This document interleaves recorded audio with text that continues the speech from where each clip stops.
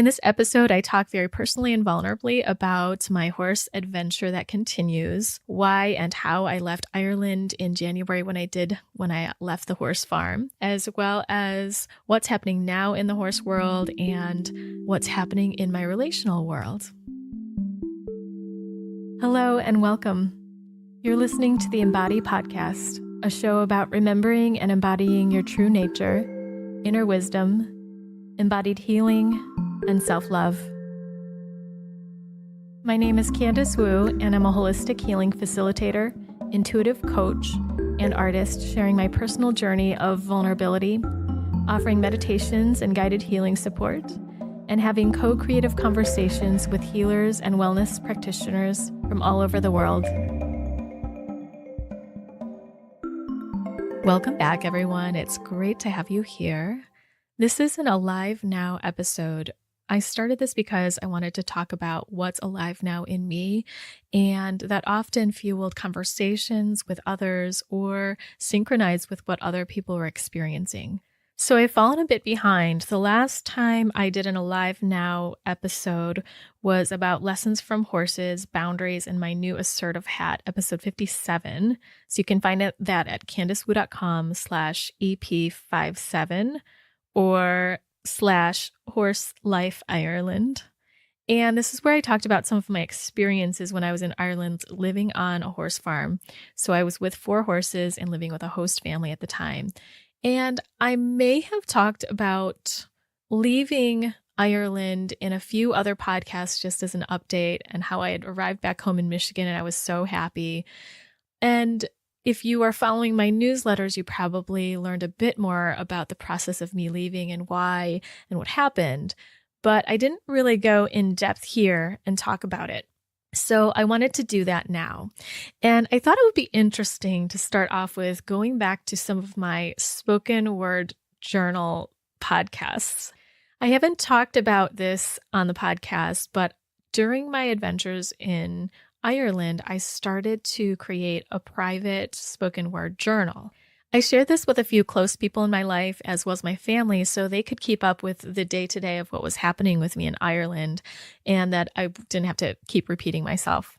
So I realized I was practically speaking into that journal every day from the time I arrived there, January, I think it was 14th, to January 26th. And then a couple of days after that, I left Ireland, and I was just so done with the experience, needed to step away and look away and process it from a different space and not talk about it on that spoken word journal podcast or on this podcast. So I just neglected doing that. And now I want to go back and just fill in those gaps. I've heard from someone in particular that they really liked hearing about my horse experiences and my personal life, and they encouraged me to share more about that. So thank you so much. You know who you are, who has encouraged me to do so. I appreciate you incredibly, and I keep feeling fueled by the inspiration that you get from listening into what I'm experiencing. And that's specifically for this listener, but also for all of the rest of you that feel inspired by something or touched by something. I appreciate all the feedback and sharing that happens as a result of these podcasts. And I know many of you don't share your reactions. Maybe you're worried that there's a judgment towards me or some feedback or a challenge towards me. I'd love to hear that. Or maybe you just don't reach out because it takes time and energy and maybe guts or vulnerability. But I appreciate all of you, no matter what place you're at with connecting with me. So just want to thank this listener for encouraging me to speak more vulnerably, share more of my personal life, and to honor the stories that are happening in my life. So let's go back to January 26th, 2019, where I have this clip for you, which is titled, "Can I Do This? Question mark, question mark, question mark, empowering myself to leave." And then this specific segment is called Day 12 and Still Alive. So you can already feel how I'm struggling and am trying to get the courage or figure out what's right for me. So here's the clip, unedited, pretty raw, and without filter. So I'm still surviving. I'm still committed here, even though it's been challenging. And I say it this way because it absolutely has been a debate at times. Just last night, I was preparing myself to leave if I had to. And I did have that idea in mind as I came, that I would give myself permission to leave if I needed to. I didn't want to break a commitment that I'd made, but I felt like if I needed to, then I would have to respect myself and honor what I need. And last night it came to a head where I started looking for other places to live and looking at other experiences where it might be a better fit for me. I just felt like the extreme conditions that I'm enduring, the messiness and dirtiness, everything's really still very hard for me. The bathroom sink's still clogged, and so I have to go to the kitchen to wash my hands where it's dirty everywhere on the floor, coal and mud and maybe horse poop. Who knows? We mop and about an hour later it's dirty again, and it's freezing. And I'm getting adjusted to that, but with that, plus some things that happened with my host, it just felt like if I'm not going to get what I want out of this in terms of learning with the horses and to feel good through it, to feel ease and joy through that, then it's not worth being here just to have a place to live and food for exchange of doing some work. It's just not worth it. Well, what happened yesterday? At the end of the night, my host cornered me in the kitchen, and she was a little bit drunk and decided to question me about the learning that I had that day and something that I had done. And what I had done was, when I walked to a certain place near the horse in the stable, I hesitated. I do have this fear that if I'm walking, the horse isn't going to respond to me and I'm going to get met up with resistance and I'm not going to know what to do, and it will develop a bad habit and I won't become this leader that I want to be. It's a lot of pressure, I know, but so I walked forward. I didn't quite know what she was asking of me, which is part of the problem. I don't think the activity was scaffolded well enough for me, and I thought I knew, but then once I started, it wasn't clear to me anymore. And so the horse didn't move, and she said, just turn around and walk away. And then she did the exercise, and the horse was even more resistant because the horse had learned that if they're resistant and stay put, then I'm going to walk away and release the energy. That's the pressure that's on them just by walking towards. Well, she pushed through and managed to get the horse to move with some firm and clear pressure, and just waited a little bit of time. But yeah, at the end of the night, it was like 10:30 at night. I was going to get my hot water bottle, ready to go to bed, and she corners me, and I told her, are you asking me right now? I'm about to go to bed. And she said, yes, and pressured me. And the interesting thing is, I didn't get all that triggered. I felt like, this is disrespectful. I don't like this. I told her I don't like this. I could walk away or I could answer. What do I do? And I'm somewhat okay with what happened. I ended up answering and kept it very short. And at some point I made a joke like, am I dismissed yet? Which was my signal that I know what you're doing here. I know that this interaction was this wasn't an interaction that was very respectful, and the way I'm being treated is like a young child that, I don't know, is getting disciplined or something. And so that resulted in me feeling like, if I'm going to learn from somebody, it has to be the right teacher. And yes, I can be forgiving and allow or recognize that teachers make mistakes. I teach my clients, I teach yoga as one of my roles in my healing work.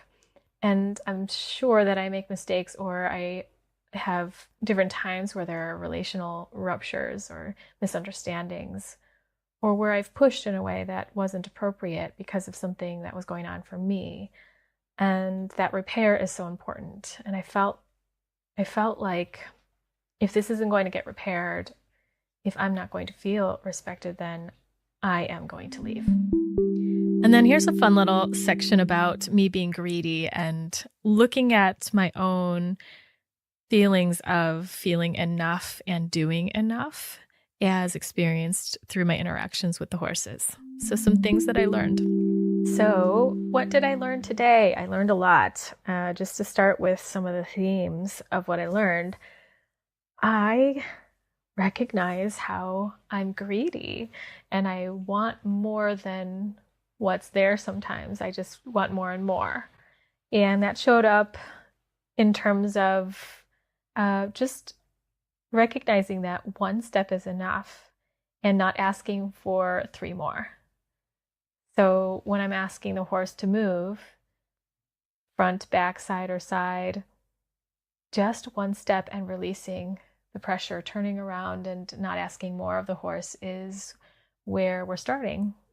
And not to do that a million times, but once or twice, and that's it.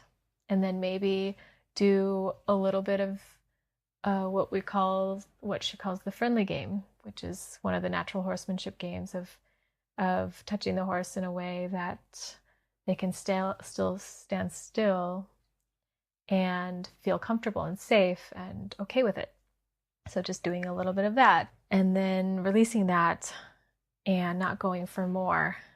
And so during the process of me doing some of these exercises, I just noticed how I might go for another step or feel like I want to do it again and again.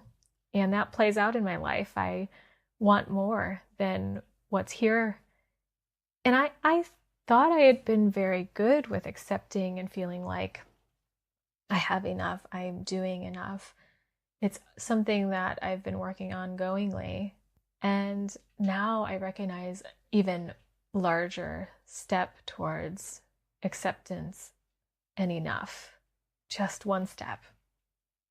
So as I say that, I take a deep breath. It feels good. It feels like just the kind of inner learning that I want. That feeling of peace and contentment that one little thing was enough and that I can enjoy other things and not push it. So there you have it, the up close and personal experience of what I was going through. And a couple of days after that, I was working with one of the horses, EY. This horse is the alpha horse.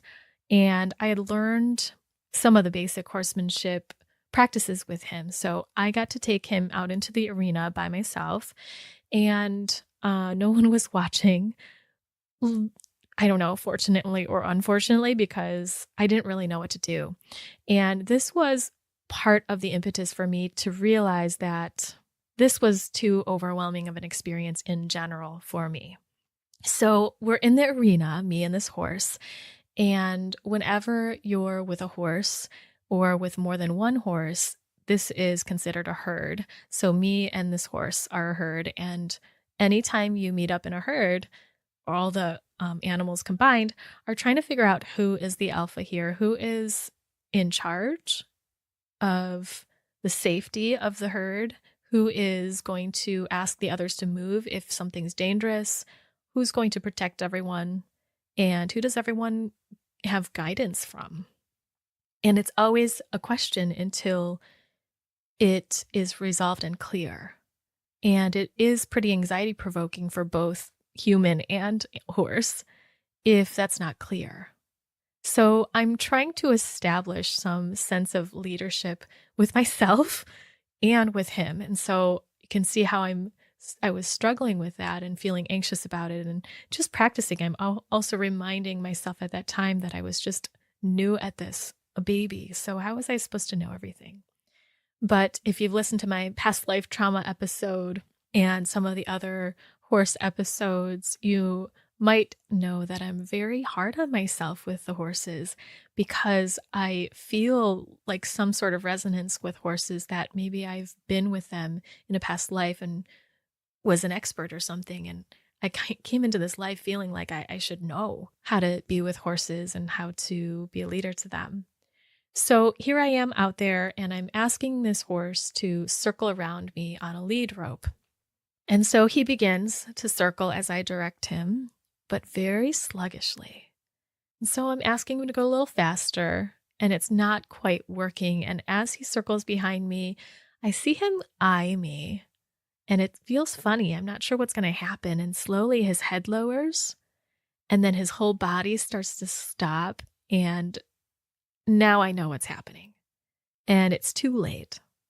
But now this horse is on the ground and rolling on his back and enjoying this like back massage and back scratch, which horses love. And I think that's great. It's just that this is in the middle of me asking him to walk and to practice our collaboration. And what I learned, all you horse people out there may know other thoughts about this. This is just what I learned, is that the alpha horse is usually the first horse or wants to be the first horse to be able to just come in and roll on the ground. And it's a sign of strength and confidence. And I can do whatever I want. And I can feel vulnerable and know that I'm not going to be attacked or I'm going to be able to handle it. I'm safe here. And the alpha horse takes that lead and the other horses might follow. And the followers, it's clear that they're followers. Like the alpha horse doesn't follow. So here he does this in the middle of me asking him to walk. And I just didn't even know what to do. So I was like, oh, shoot, this happened. And so I remembered some other things about alpha horses. They walk away and then they walk wherever they want and they take that initiative. So I started doing that. I walked away and I decided, you know what, I'm going to roll, because I had heard my host also tell me that that's what she does sometimes to establish leadership with the entire herd. She walks right in the middle, dead center, or wherever she wants and just rolls on the ground. And luckily that day, it was not muddy up to my ankles as it usually was. It was snowy and icy. So the ground was full of just ice and I could roll on that. And so I wandered around, rolled on my back like a horse, got back up, and then continued walking on my way wherever I felt like wandering in this arena, hoping that this would do something. And it did. I got the horse's attention. And he started coming over to me, which was a good sign.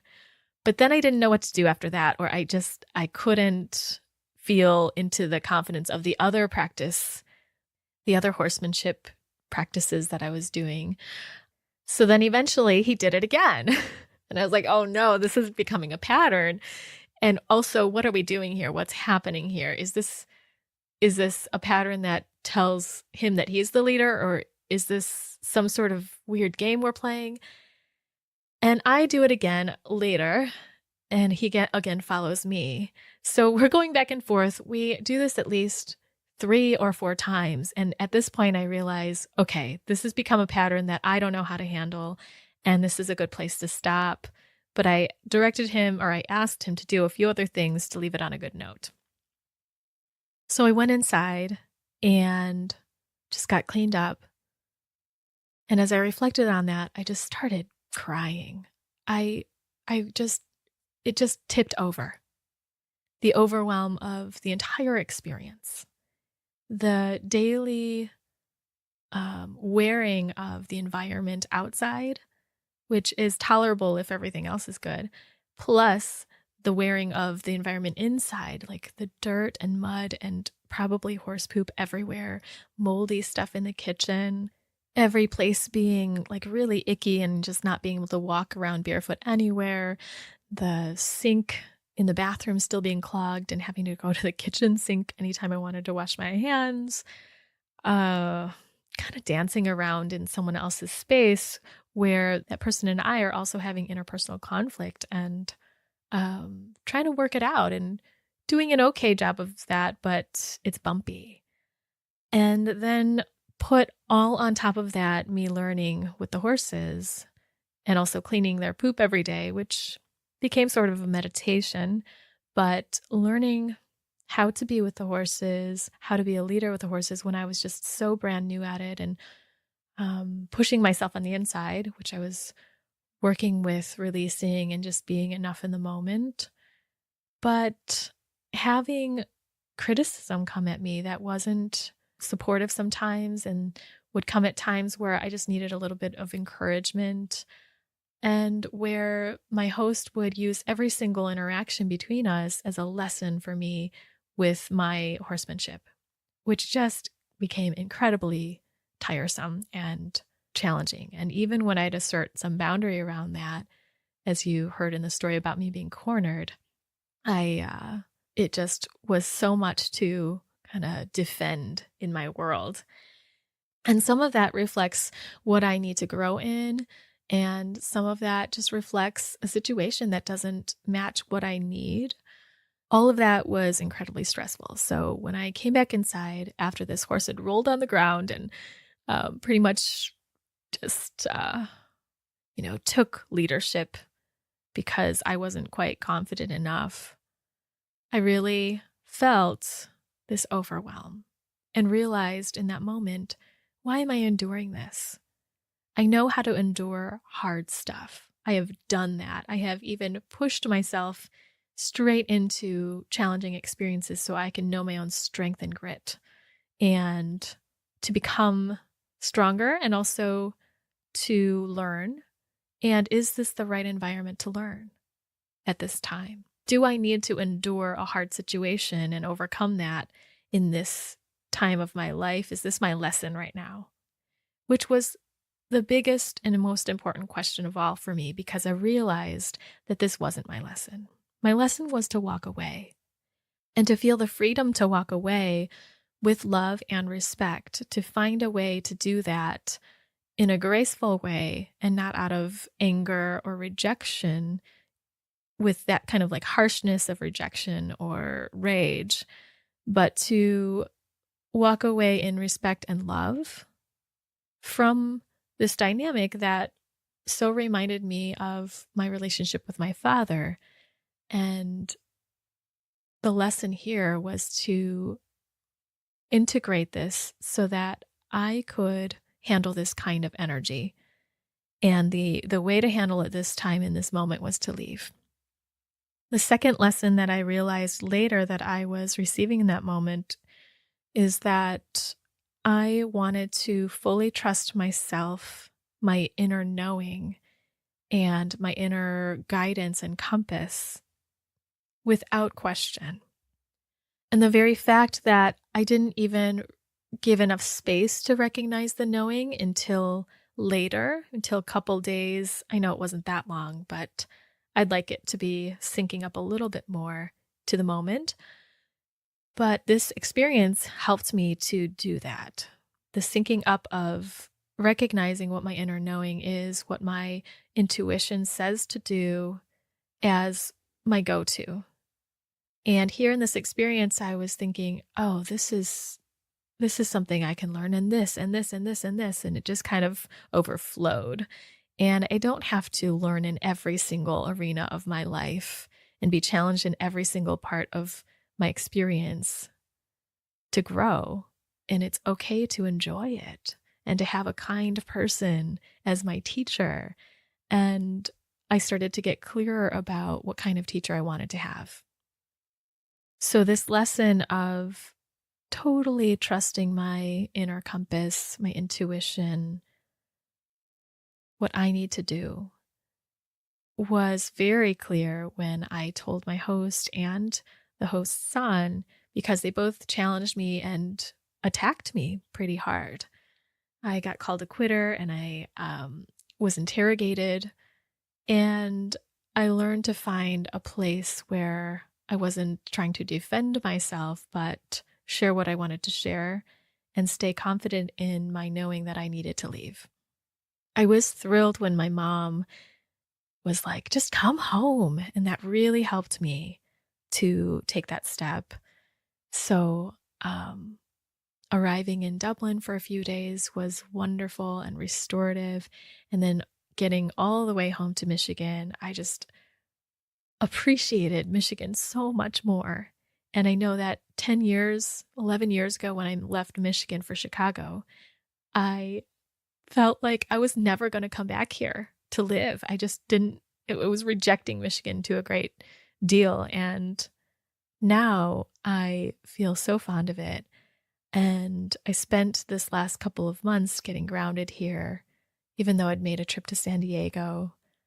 I've been very focused on the things that I want to enjoy here, like my growth in ballet and just moving my body that way, working with horses again with a new riding teacher, as well as a new horsemanship teacher that I found, and just creating loving experiences with my family and friends and taking all the enjoyment in. If you read a recent newsletter of mine, I also shared how all of this enjoyment, all of the things that I've created out of finding inner freedom, and therefore the congruency in my outer world, like financial freedom, like loving myself, being able to have the time and space to take care of myself, to do things I love, to have loving relationships. And most recently, while I was in San Diego, falling in love with a new person that actually I have known before. I talked briefly about that in the last manifesting episode at candicewu.com/manifesting. But all these really good things were happening, and there was even a little push inside of me to do more or to do the next thing. But it was time to stop and breathe in and out and just take in all the fun and pleasure. Why would I create all this and skip over it? That sends a message to my being that I just don't feel worthy and that we don't enjoy things, but I am worthy. And it's good to enjoy and celebrate the things that you spent your energy and attention on. And that's what we ultimately want to feel. So why not arrive there and truly take it in and soak it in for longer, as long as you want to, as long as your heart and soul want to. So that's just what I've been leaning into as I release more beliefs of unworthiness and expand my feeling of worthiness inside to enjoy all this pleasure. And so as I reflect on this ending of leaving Ireland, ending that experience early, ending a dynamic where I didn't like how I was showing up and how the other person was showing up with me, I'm talking about my host, I also was experiencing other endings. Sometimes I would talk about my partner on the show, and I want to just mention and honor that relationship with him, because that love, the way that it was a romantic love, has shifted, and we've shifted more into a friendship and a professional relationship. And that has also been woven into my experience from January into now. When I left for Ireland, that was the beginning of it. And I don't want to talk completely about that right now. I'd like to talk about that in the next episode that's coming up about relationships ending and relationship grief, because a lot of people have shared with me that their relationships have been ending, whether that's friendships or love relationships or family relationships. So that has just inspired me to do an entire episode on it. So I'll talk more about Christoph and my previous partner there. Another relationship that ended in my world is a friendship relationship that was a really long time friendship. But what started to evolve maybe even 10 years ago just kind of tailspun, and it didn't really click to me that this is a relationship that just needed to end or shift until just recently. And the thing I just want to share about that today is that all the relationships in my life, in my experience, and as I experience them for my clients, serve to show us our inner model of the world, our inner model of ourselves. What we believe and feel about ourselves in the world are reflected in the relationships that we have, in the way that we're treated, in the way that it feels, in the way that the roles are in the relationship. We do attract those people that will support us in seeing ourselves. And that means both our light and our dark. And that light being the love in us, the truth in us, as well as the dark being the wounds or the parts in ourselves that want to be resolved so that we can feel our wholeness. We can come back to our wholeness. So the wounds and the beliefs and the things that are incomplete in us that our soul wants to go back to heal up and integrate. Our soul wants us to go back to those places where our tender heart has bled or is bleeding still and sometimes bleeding out. And that young, intuitive, sensitive dreamer, infant of ours, the baby that came into this world that is so open, so full-hearted, with no protections and no guards up, has experienced wounds, has experienced the need to protect and put armor up in different ways and for different reasons. And that all is what our soul wants us to go back to heal up and recover, to go back to that innocence, truth, love, pure experiencing. If we're actually taking relationships as a reflection, a place to look at ourselves, then we can let the relationship have its own natural life force.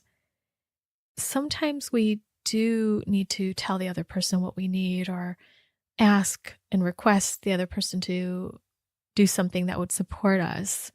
I'm not saying that that's a bad thing, and that can be a very good thing and a way to collaborate.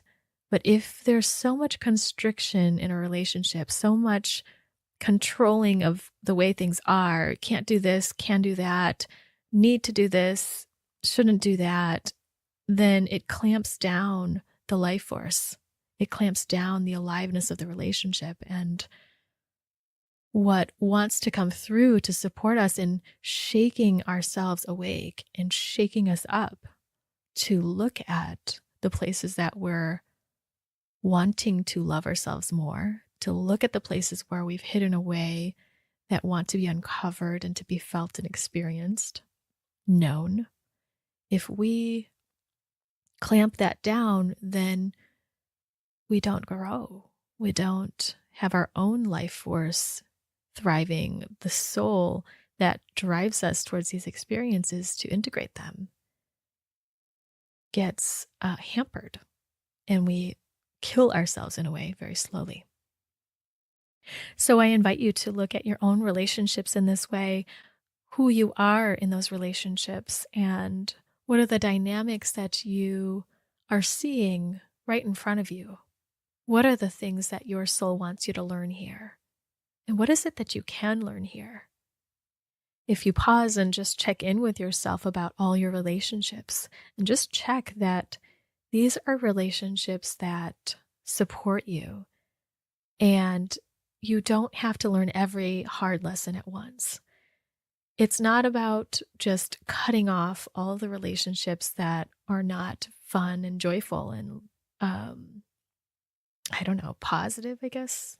I don't love using the word positive, but it's about looking at what are you learning in this relationship and how can you see this sacred interaction as something that's fueling your spirituality, your being, and who you are in this journey of life. Who have you attracted in your life to show you certain lessons of loving yourself? What does each relationship show you that you desire? And how can your relationships connect you on a deeper level with what you want and who you truly are and where your wounds are, so that you can heal those up and find yourself arriving back at who you are. And then that you can attract exactly what you want with clarity, ease, and from the loving that is you. So just going back to my horse journey, about a week or two after arriving back in Michigan, I took a horsemanship lesson from a woman named Sue and her horse Delta, and it was wonderful. It just was so incredibly healing. And that same experience that happened with EY, where he rolled on the ground, actually happened in this lesson, but it was a completely different experience. Of course, I was alone in that experience in Ireland, but I could only imagine that even if my host/teacher was there in that moment, that it might not have felt so comfortable. But here with Sue, she asks me or gives me the opportunity to ask the horse to walk in circles. So I'm feeling like, okay, this is familiar, but I already had a little bit clearer direction from Sue about how to do it with confidence. And she was so encouraging and kind. Just was so recovering for me for the ways that I was criticizing myself and also feeling the pressure from the outside. So I asked Delta to walk, and going around the first way to the right, he did exactly what I asked him to, walked 3 times and then stopped. And then I asked him to go the other direction. And at some point when he got behind me, he did that same look in his eyes and started to roll down towards the ground, or like slump down towards the ground and get on his back. And I looked at Sue and I was like, oh no, this has happened to me before. What do I do? And she said, it's okay. He's not doing anything wrong and neither are you. So that was just really helpful for me to hear. And we stopped and she said, well, he just kind of blew you off. He wasn't disrespecting you or being mean. He just kind of blew you off. But are you okay with that? And I was like, no. She's like, well, what are you going to do? If someone blows you off in life, are you just going to stand there and take it? Or are you going to say something or do something? And I was like, I'm going to do something, but what do I do here? And she's like, well, tell him, do it again and make it clearer this time. Get your energy up and have some conviction with it. And so I did, and we did great. He did exactly what I asked of him because I was clearer and had the expectation, but also responsiveness to what he was showing me and how he was responding. And so when he went around behind me in a circle, I made sure I kept my eyes on him and kept clear about what I wanted him to do. And she asked me to just think it in my mind, walk 4 laps and be clear. And that just happened exactly like I wanted it to. And I also got to practice many of the things that I did learn in Ireland and that had integrated over the time that I took a break. And Sue was super encouraging and noticed that I had a lot of natural talent. And that just went a long way for me. For her to say, wow, you have a lot of skills already and you're just a natural at this. And for her to show me how she connects with her horse with loving and sweetness at times, while having that leadership of clarity and boundaries, all of that was so helpful to me. So I wanted to share that with all of you, especially since that same experience happened where the horse rolled on the ground. So my connection with horses is growing, and I've been loving riding with this one horse named Armani, who's at a different stable and where I've been taking lessons, and that's continuing. And my horsemanship skills are supporting me in having clarity, calmness, groundedness, and respect, mutual respect with the horses, as well as connection. And there's just a bit more. The last day I was in Ireland, I spoke with a woman named Sarah Fancy. She's out near San Diego, and she does family constellations with horses. She has 7 horses, and she offers private mentorships where we design exactly what we want to learn. So I'm so excited that I'll be doing that with her at the end of May. And when I talked with her, she was so validating to me about trusting myself and leaving the situation and supporting that having kindness and encouragement around learning with horses was so important. Her energy was just so clear and vibrant, grounded, and simple in a way. There wasn't extra sugariness around her talking with me, which I so appreciate, just her directness and being herself. So my adventure continues, and it grows into me just wanting to be with horses even more. The feeling of maybe wanting horses, like wanting to own my own horse or lease a horse. You can lease a horse by just paying some amount of money per month to contribute to the horse's food and their care. And in return, you can have a few days with the horse a week where they're entirely for you, reserved for you. But last week, I was offered the opportunity to ride with a friend while my teacher was away at a competition. And I scheduled 3 days in a row with my friend to ride. And by the second day, I was tired. So I did 2 days. And by the third day, I was like, I just need a break. And so that really showed me I was not ready to have my own horse yet. I can't handle being with horses that many times a week just yet. And I'm just honoring where I am right now.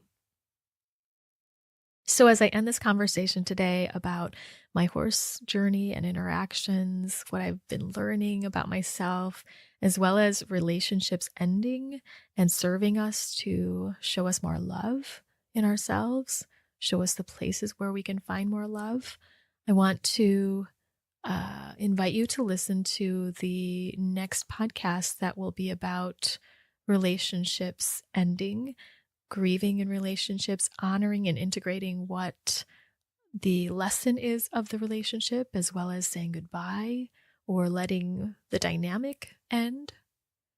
And also forgiveness around any belief sets that came up in interacting with this relationship, and the discovery of our own belief sets, ways of being that are worthy of self-forgiveness. If you're interested in this episode, it's not published yet. It's coming soon, and it should be at CandiceWoo.com/relationship endings. So that link is not active yet, but it should be in a very short time. And if you're subscribed to my podcast on iTunes, Podbean, or Stitcher, or any of the other platforms, you'll see it pop up in your feed. That's all for today. Thank you so much for listening, for tuning in today. I would love to hear your feedback, your experiences as well, if you do want to share with me. And as I begin to share more vulnerably, I hope to do more of these Alive Now podcasts where I can tune into what's going on in my inner world and my outer world. And I'm wishing you all a lovely day, and that your relationships, whether they're ending or thriving, growing, taking the next level, whatever relationships that you're experiencing, are serving to show you who you are and to show you the loving that is wanting to be revealed. See you next time on the Embody Podcast.